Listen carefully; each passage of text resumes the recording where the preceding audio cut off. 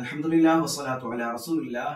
बैठ कर नमाज पढ़ने का तरीका ये है कि शुरू में बैठे हुए अल्लाह अकबर कहकर हाथ बांध लिए जाएंगे। उसके बाद रुकू के लिए झुका जाएगा। अच्छा, रुकू की कोई ख़ास मिक़दार मुतय्यन नहीं है कि रुकू की कम से कम हद ये है कि सर और कमर दोनों थोड़ी सी झुका लें, और पूरी हद ये है कि इतना झुकें कि पेशानी दोनों रानों के सामने ऊपर की तरफ आ जाए,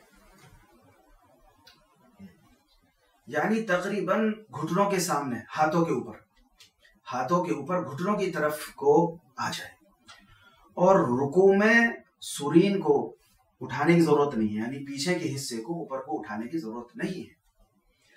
इसके बाद समी अल्लाह लिमन हमीदा कहने के वक्त हाथ नीचे लटकाने की जरूरत नहीं है, बल्कि हाथ रानों पर ही यानी घुटनों के करीब ही रखे रहने दें। सिर्फ सर और कमर ये सीधा कर लें।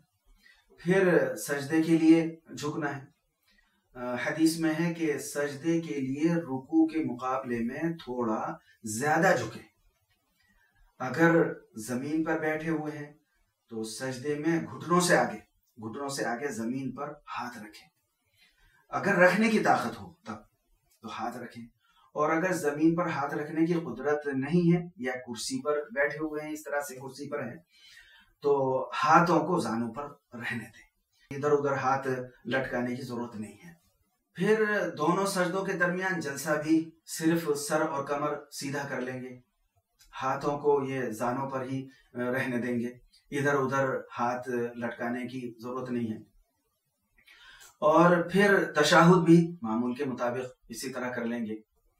देखिए, बीमार और माजूर के लिए अगर जमीन पर बैठने की सूरत में तशाहुद में यानी दो जानू होकर बैठना अगर मुश्किल हो, तो जिस तरह सहूलत हो इसी तरह बैठ जाएं, पालती मार कर बैठ जाएं, या पाँव फैलाकर जिस तरह सहूलत हो इस तरह बैठ सकते हैं।